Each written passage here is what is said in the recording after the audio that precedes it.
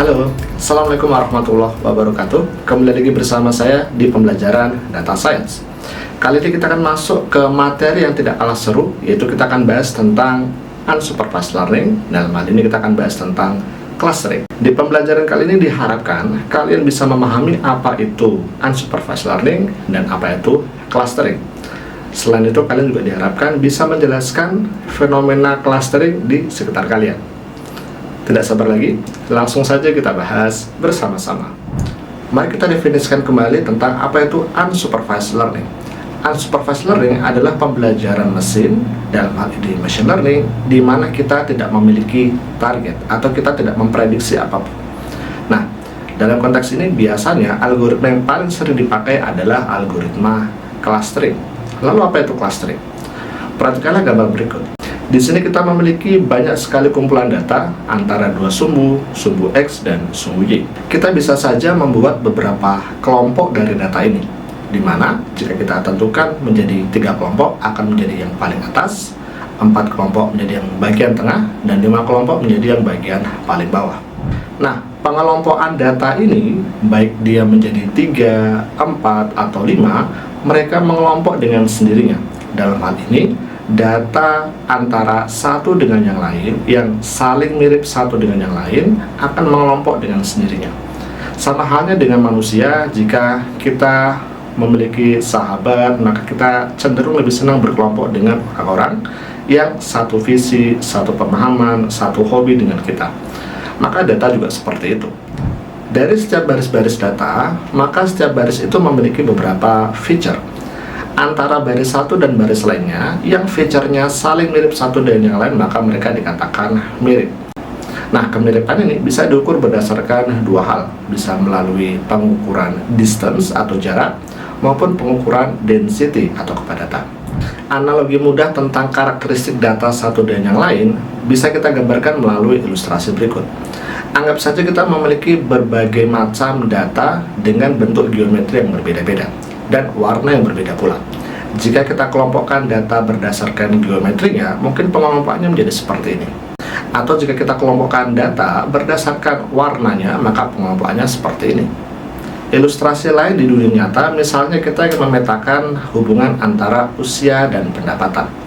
Kita mendapatkan sebuah gambaran scatter plot sebagai berikut, dan kita bisa mengelompokkan data-data, misal kita kelompokkan menjadi 3 kelompok. Dalam hal ini menjadi 3 klaster. Perlu diperhatikan di sini bahwa 3 klaster yang kita kelompokkan bukan berdasarkan label yang sudah ada sebelumnya. Pengelompokan ini terjadi dengan sendirinya. Jika kita kelompokkan menjadi 3 klaster, kurang lebih penafsirannya adalah sebagai berikut. Mereka-mereka yang berada di paling kiri bawah adalah mereka-mereka yang usianya cenderung muda dan penghasilannya cenderung paling kecil dibandingkan kelompok yang lain. Sementara mereka yang berada di kanan bawah, maka mereka adalah yang usianya senior dan mungkin pendapatannya cenderung relatif kecil. Sementara mereka yang berada di kanan atas adalah mereka-mereka yang senior usianya dan pendapatannya termasuk besar. Nah, lalu apa kegunaan dari clustering seperti ini? Hasil dari clustering, dalam hal ini hubungan antara usia dan pendapatan, bisa dijadikan dasar bagi marketing, direktur, atau siapapun untuk misalnya membuat strategi pemasaran. Dengan mengetahui ada 3 kelompok, maka kita juga bisa menyiapkan 3 strategi marketing yang berbeda.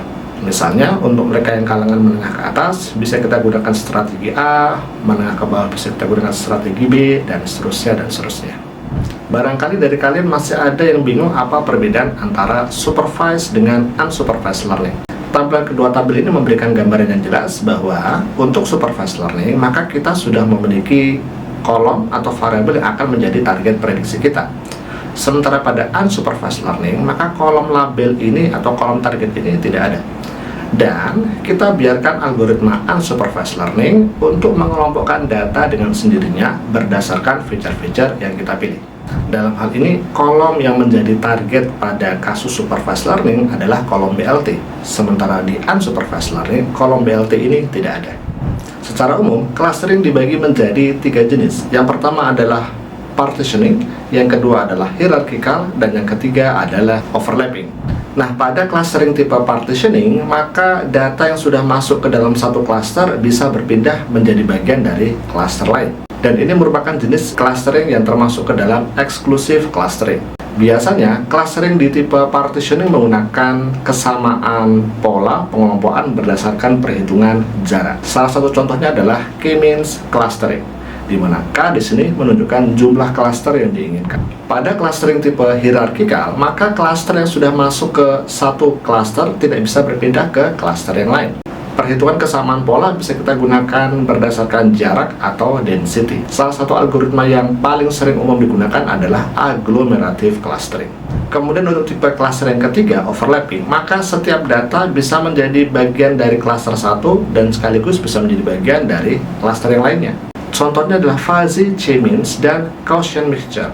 Nah, pemanfaatan clustering di dunia nyata banyak sekali.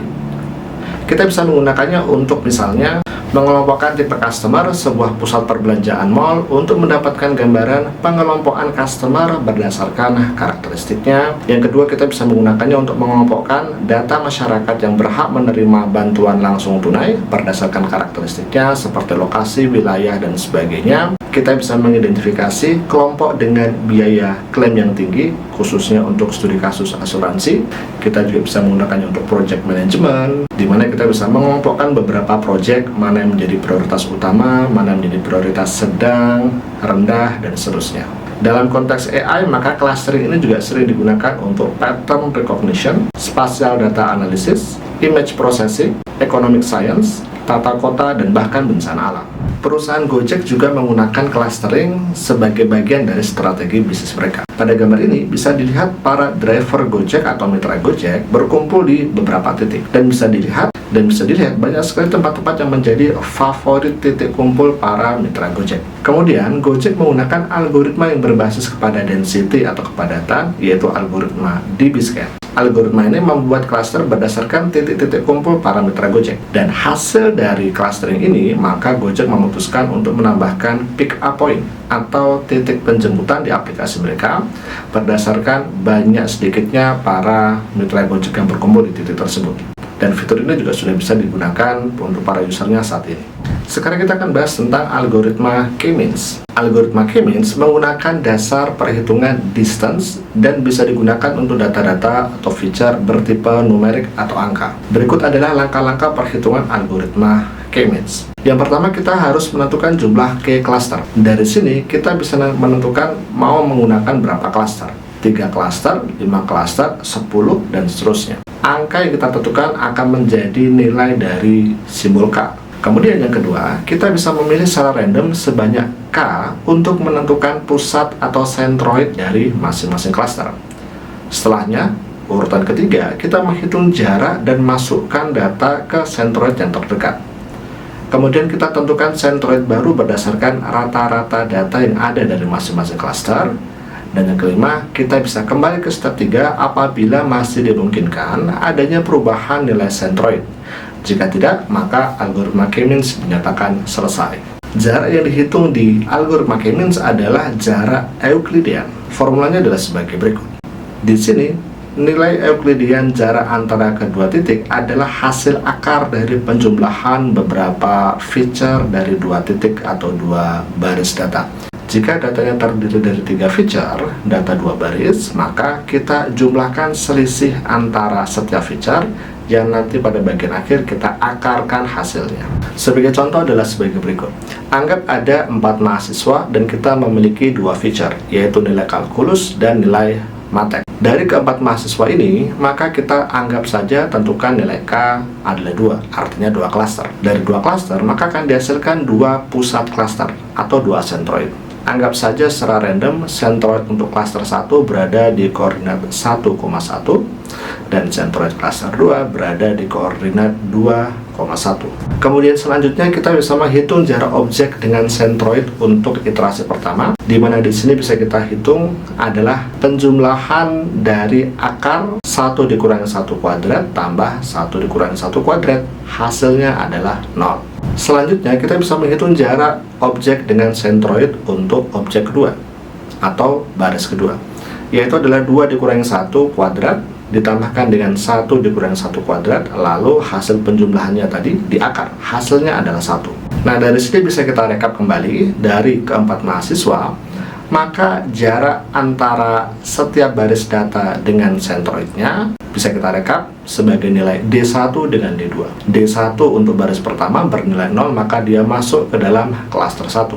Sementara untuk mahasiswa 2, 3, dan 4 memiliki jarak D2 lebih kecil daripada D1-nya. Oleh karena itu mereka masuk ke dalam klaster 2. Kita belum berhenti sampai di sini, maka selanjutnya adalah kita menghitung jarak objek dengan sentroid untuk iterasi kedua. Rata-rata di klaster 1A adalah 1, rata-rata di klaster 1B adalah 1, rata-rata klaster 2A adalah 2 ditambah 4 tambah 5, yaitu 3,67, dan rata-rata di klaster 2B adalah 1 tambah 3 tambah 4, yaitu adalah 2,67. Sekarang kita memiliki dua sentroid baru. Sentroid klaster 1 berkoordinat 1,1, sentroid klaster 2 berkoordinat 3,67 dan 2,67. Jika sudah, maka kita rekap lagi jaraknya antar setiap baris mahasiswa dengan jarak baris tersebut dengan sentroid tiap klasternya. Untuk mahasiswa 1 dan 2 memiliki jarak terhadap sentroid pertama, klaster 1 adalah 0 dan 1. Karena nilainya paling kecil dibandingkan dengan jarak terhadap klaster 2, maka mereka masuk ke dalam klaster 1. Sementara untuk baris ketiga dan 4, karena jarak terhadap sentroid klaster 2 lebih kecil, 47 dan 1,89, maka mereka masuk ke dalam klaster 2. Nah, kita lakukan terus sampai tidak ada lagi perpindahan klaster. Artinya, dari keempat mahasiswa tidak ada satupun baris yang berpindah klaster dari posisi klaster awalnya. Algoritma K-means ini memiliki beberapa keterbatasan. Yang pertama, tidak bisa menjamin tercapainya konvergensi di global optimum karena sangat tergantung pada penentuan inisial sentroid, sehingga disarankan untuk melakukan percobaan ulang dengan inisial sentroid yang berbeda. Yang kedua adalah dapat diterapkan jika min sudah ditentukan atau nilai K sudah ditentukan. Kemudian tidak dapat memperhitungkan noise dan outlier, tidak bisa mendeteksi noise dan outlier, dan yang terakhir tidak tepat untuk membentuk klaster dengan bentuk yang tidak convex. Algoritma selanjutnya yang akan kita bahas adalah hierarchical clustering atau clustering bertingkat. Algoritma ini menggunakan distance matrix sebagai kriteria pembuatan klasternya. Selain itu, dibandingkan dengan K-means, hierarchical clustering tidak memerlukan nilai K pada saat pembuatan klasternya. Selanjutnya, pembentukan klaster dibuat menggunakan urutan hierarki atau seperti diagram pohon. Seringkali langkah merge atau split dapat dilakukan dan tidak dapat mundur. Nah, terdapat dua pendekatan hierarchical clustering, yaitu adalah aglomeratif dari bawah ke atas dan divisif dari atas ke bawah. Di banyak kasus, maka banyak ditemui aglomeratif clustering, dan divisif sangat jarang sekali. Nanti kita akan menghasilkan sebuah diagram pohon yang disebut sebagai dendrogram. Dari dendrogram inilah kita bisa menentukan jumlah klaster yang tepat untuk permasalahan data kita. Apa itu dendrogram? Mudahnya, dendrogram menunjukkan sejarah proses pembentukan klaster dari banyak klaster hingga menjadi satu klaster utuh. Dengan pendekatan aglomeratif, kita mulai dari bawah ke atas. Pada hierarchical clustering, kita mengasumsikan jumlah klaster adalah sama dengan total jumlah baris data. Jika kita memiliki 10 baris, maka kita memiliki 10 klaster. Jika 100 baris, maka 100 klaster. Kita mulai membentuk klaster secara perlahan, mulai dari bawah, dari 10 klaster misalnya menjadi 9, menjadi 8, dan seterusnya sampai terbentuk satu klaster tunggal. Jarak vertikal yang ditunjukkan pada dendrogram adalah jarak antara kedekatan dua baris data, seberapa jauh distance mereka. Semakin pendek hubungannya, semakin pendek jaraknya, artinya mereka semakin mirip untuk bisa membentuk satu klaster. Dan dari situ nanti kita bisa melihat bahwa pembentukan satu klaster yang satu dengan yang lainnya, seberapa jauh jaraknya. Jika hubungannya sangat jauh untuk membentuk satu klaster, bisa ditunjukkan dengan jaraknya yang juga semakin panjang. Nah, kriteria untuk membentuk hierarchical clustering ini kita bisa menggunakan berbagai kriteria. Kita bisa menggunakan single linkage, kita juga bisa menggunakan complete linkage, dan kita juga bisa menggunakan average linkage. Selain itu, kita juga bisa menggunakan centroid linkage dan word linkage. Word linkage ini adalah salah satu perhitungan jarak yang paling banyak sering digunakan. Demikian pembahasan kita pada pertemuan kali ini.